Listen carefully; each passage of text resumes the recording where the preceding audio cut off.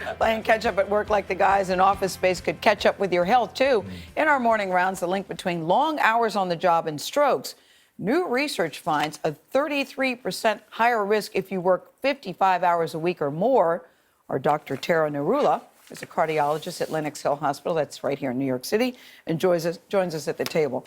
I feel when I heard this story, Tara, I just thought dead people walking at this table. That's what I thought. I couldn't wait to talk to you. I know, as if we need another reason to leave work early. So what does the research show? Because we know that if you work too much, it's not a good thing. It's bad for your heart. What is this latest thing? Yeah, intuitively we know it. And previous research has shown that there's a link between working long hours and increased risk of coronary heart disease. This was really the first big study that looked at working long hours and whether it increases your risk of stroke. And in fact, in this large research report of 17 studies, over 500,000 patients that were followed for 7 years, they did find that if you worked more than the standard of 35 to 40 hours, your risk went up. It went up incrementally. So if you worked 41 to 48 hours, your risk went up 10%. 49 to 54 hours, 27%. And over 55 hours, it went up 33%. You want to lay down right now? No, I mean, here's the question. Yes. How do you define work?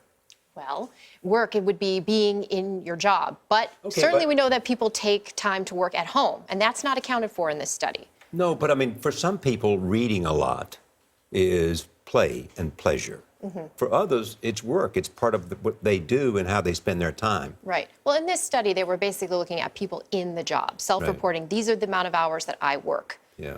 And I mean, it's one thing to be on an assembly line, I think. Right. It's another thing to be, reading a novel in preparation to interview someone. Well, there's a lot of factors that play into it, and this is what they sort of hypothesize. Why might this be? But that's still work, though, Charlie. It is. I mean, it's still work. It is. So if you're reading a novel tonight, that's work? Well, yes, if I'm reading for the show, absolutely, that's work. Yeah, I mean, one of the things they talked about. I just don't see I think you ought to choose a job where there's no real line between work and play. Well, one of the factors is job stress. Like being a golf pro. But some of the other factors are lifestyle related. So if you're sitting down reading in preparation for work, you're sitting down. You're not up exercising. You may be more apt to eat unhealthy. That still plays into your risk. And that's what they speak about in the study, that some of it is being sedentary, not exercising, not eating as healthy, maybe leaving work and going and getting a couple drinks to unwind. Exactly. Maybe you feel depressed or anxious because you're at work and not at home with your family.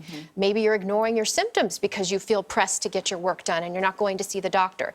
All of that plays into it, in addition to the stress of the job itself, which increases adrenaline and cortisol and these hormones that raise blood pressure and destabilize plaques. Clearly, this is a warning. Yeah, a warning for all of us, I think. Yeah, I don't know anybody's working 40 hours a week anymore, really. No, That's right. Or what you're doing. So you want to try to maybe be the French.